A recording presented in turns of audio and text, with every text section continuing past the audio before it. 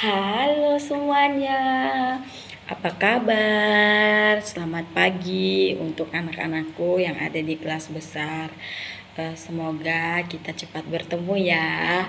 Oke, nah hari ini Miss Winda bawain renungan buat teman-teman, yaitu dari Ibrani 12 ayat 1 sampai 3. Miss Winda bacain ya. Karena kita mempunyai banyak saksi, bagaikan awan yang mengelilingi kita, marilah kita menanggalkan semua beban dan dosa yang begitu merintangi kita, dan berlomba dengan tekun dalam perlombaan yang diwajibkan bagi kita. Marilah kita melakukannya dengan mata yang tertuju kepada Yesus yang memimpin kita dalam iman dan yang membawa iman kita itu kepada kesempurnaan, yang dengan mengabaikan kehinaan tekun memikul salib, ganti sukacita yang disediakan bagi Dia yang sekarang duduk di sebelah kanan tahta Allah. Ingatlah selalu akan Dia yang tekun menanggung bantahan yang sehebat itu terhadap dirinya dari pihak orang-orang berdosa, supaya jangan kamu menjadi lemah dan putus asa. Oke, nah teman-teman, Miss Winda mau tanya sama kalian, perlengkapan apa yang kalau kita mau field trip ya, bukan field trip online tapi field trip offline, atau retreat namanya. Retreat itu waktu contohnya kalau teman-teman ada kegiatan yang dari sekolah, perlengkapan apa yang teman-teman persiapkan? Contohnya mungkin adalah tas, terus pakaian, terus sabun, terus cemilan-cemilan dan lain sebagainya. Nah, sama halnya dengan seorang pendaki, mereka harus bawa yang namanya bekal makanan, terus sepatu boot tahan air, dan selembar peta, dan sejumlah benda penting yang lainnya lah. Itu adalah yang harus dipersiapkan atau yang harus dibawa oleh seorang pendaki yang menyusuri suatu tempat. Nah, Miss Winda mau ceritain kisah dari pendaki John Muir Trail.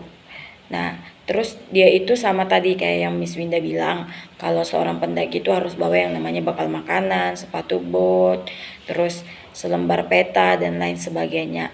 Nah, itu adalah benda-benda itu adalah benda-benda yang ternyata yang harus dipersiapkan oleh pendaki yang menyusuri rute John Muir Trail. Nah, ternyata jalur tersebut, jalur John Muir Trail itu jaraknya itu sepanjang 340 km di wilayah barat Amerika Serikat dan berkelok-kelok menyusuri anak sungai.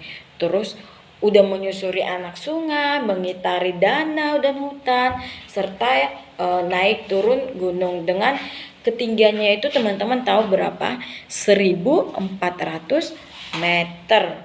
Nah, mereka itu membutuhkan waktu kira-kira 3 minggu untuk menuntaskan rute ini. Nah, jadi untuk itu para pendaki itu sangat penting buat mereka membawa bekal yang dibutuhkan dengan jumlah yang tepat.